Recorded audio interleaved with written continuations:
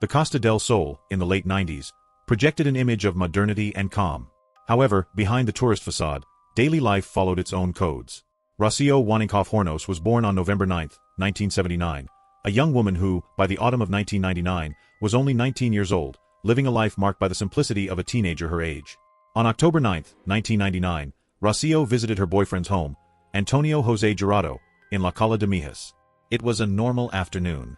Around 9:30 p.m., Rocío decided to head home, a distance of barely 500 meters, with the intention of showering and getting ready to meet her partner again at the Fuengirola fair.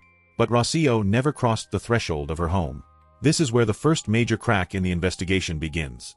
In the initial statements to the civil guard, a discrepancy arose that, over time, would become a symbol of the prevailing confusion. Her mother, Alicia Hornos, and her sister, Rosa, firmly asserted that Rocío was wearing a white t-shirt with the Nike logo and purple elastic pants. However, the boyfriend, Antonio José, declared to the agents that he had never seen her in that garment and that she was not wearing such a t-shirt.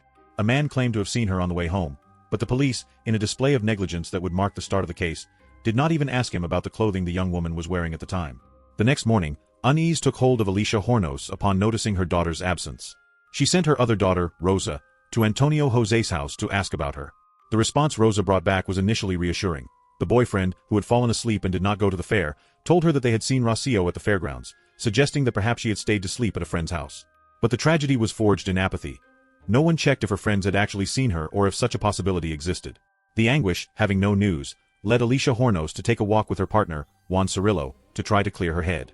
While walking through a wasteland adjacent to some ruins, Alicia noticed something that froze her blood. A few meters away, lying on the ground, she saw sneakers she instantly identified as her daughter's, along with a scarf and bloodstains. The civil guard cordoned off the area. Investigators later concluded, during the trial, that the drops of blood began on the same road, barely a meter from the sidewalk, forming a trail that led into the wasteland to a spot where a large pool of blood was found, the place where the young woman bled out. Traces of a small vehicle remained at the scene, whose tires, due to being about 6 years old, were no longer available on the market. The marks left on the ground indicated that the body had been dragged and loaded, most likely into that same vehicle. A crucial witness, a taxi driver returning from Fuengirola, reported seeing an SUV parked on the sidewalk opposite his own, with the lights on. As he passed, he heard a heart-wrenching screech or scream that forced him, out of sheer fear, to roll up his car windows. Thanks to the fact that he checked his vehicle's clock, the witness was able to confirm that the event occurred exactly at 10 p.m. After the discovery of the sneakers and the scarf by Alicia Hornos, the area became a hive of activity for agents. But while the civil guard was collecting samples, the first major act of negligence was already taking shape: the handling of the crime scene. The pressure to close the case quickly began to taint the fieldwork. Fibers were collected, fingerprints were taken, but instead of looking for a profile of a sexual predator or a serial killer, the investigators' gaze began to narrow. Most disturbingly, at the exact spot where the body appeared, a missing poster with Rocío's own face was found. It was a macabre detail. Someone, the true killer or someone very close, had been there before, playing with the desperation of a family that was distributing those flyers all over Mijas. That piece of evidence, which screamed of cold planning and knowledge of the terrain, was eclipsed by the police obsession with finding a domestic culprit. The question floating in the hallways of the police station and at the cafes in Mijas was, who would hate this family so much to do something like this? And there, the system found its favorite answer: passion. It is fundamental to understand the sociological context of Spain in 1999. There was still a deep-seated prejudice regarding unconventional relationships. When the civil guard began interviewing Rocío's inner circle, they did not look for facts, they looked for narratives. And they found Dolores Vázquez, the former partner of Rocío's mother, Alicia Hornos. Dolores was an independent woman with a firm character, who had maintained a long and stormy relationship with Alicia. For the investigators, this was not a coincidence. It was the perfect motive. On September 7, 2000, almost a year after the disappearance, Dolores Vázquez was arrested. The news shook the country. How is it possible that a woman, with no criminal record, is accused of such a brutal murder? The answer lies in how her criminal profile was constructed. Psychological reports were used that, today, seem like they were pulled from a dark age. Dolores was described as a cold, calculating, and possessive woman, incapable of handling Alicia's rejection. The theory was that, not being able to punish the mother, she punished what she loved most, her daughter. The press, television programs were not looking for justice, they were looking for ratings. There was talk of Dolores's murderous gaze. Her sexuality was speculated upon as if it were a criminal trait in itself, and absolutely delirious testimonies were presented, such as that of a psychic or a domestic employee who changed her version of events after being pressured by the media frenzy. The total absence of physical evidence. Throughout the investigation process, there was not a single fingerprint, not a trace of DNA, nor an eyewitness who placed Dolores at the crime scene. The conviction was based exclusively on a narrative of moral conviction, woven by investigators and accepted by a society that needed to blame someone to sleep soundly again. The civil guard, instead of contrasting Dolores's alibi with technical data, spent months seeking testimonies that would reinforce Dolores's hatred toward the Hornos family. It was a persecution of identity, not truth. Meanwhile, in the media, Dolores had already been sentenced to civil death.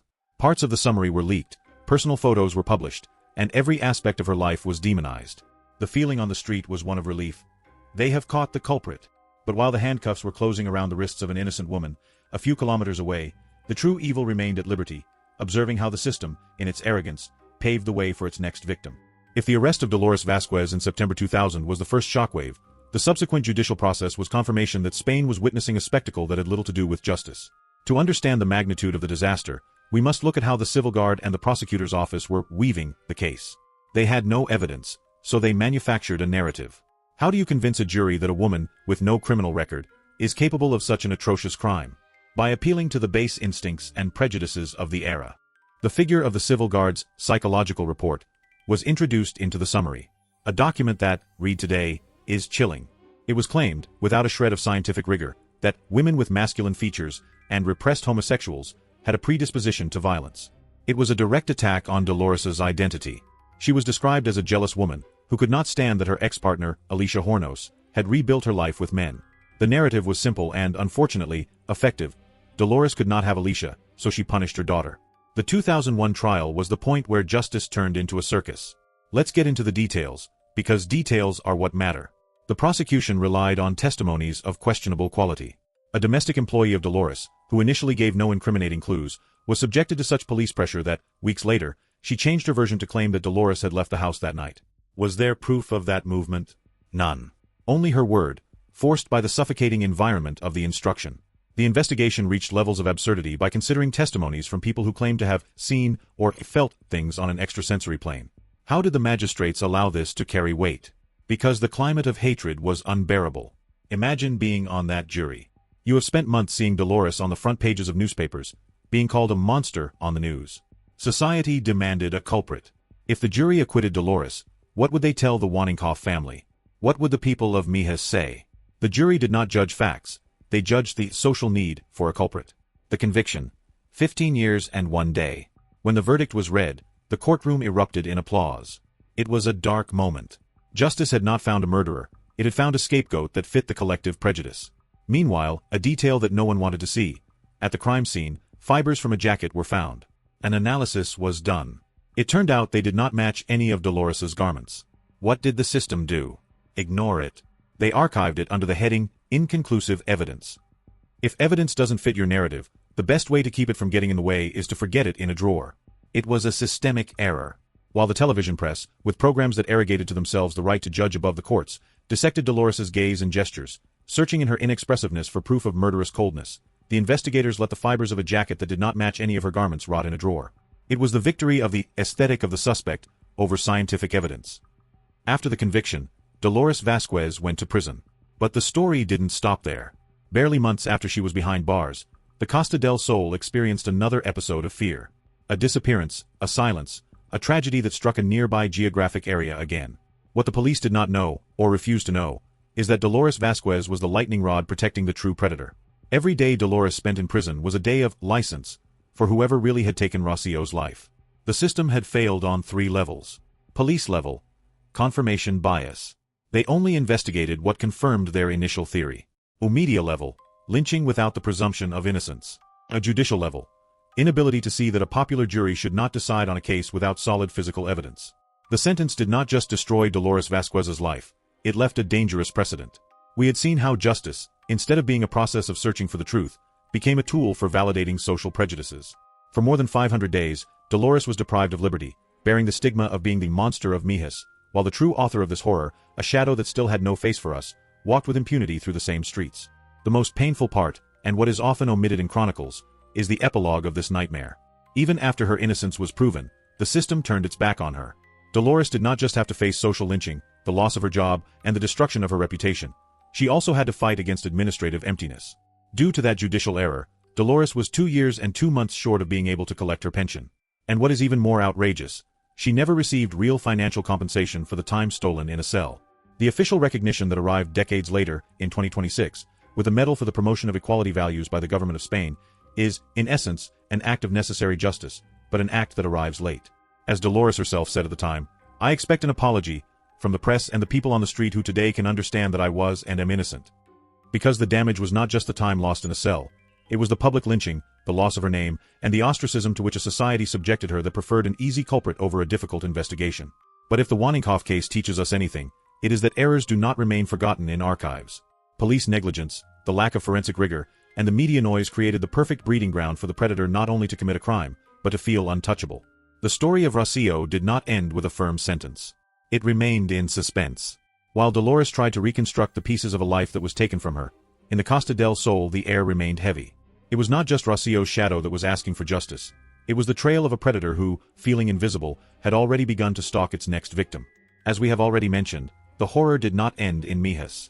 The disappearance of Sonia Carabantes in Coin, a few years later, was the reality check that the system needed to wake up. But how could someone like Tony Alexander King go unnoticed for so long, while the judicial system became obsessed with a profile that did not fit any physical evidence? In our next installment, we are going to dissect that mask falling off.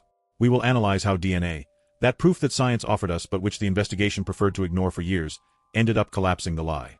We will see who King really was, the Holloway Strangler. Dolores Vázquez has already been exonerated, but the complete story of this horror is only just beginning to come to light.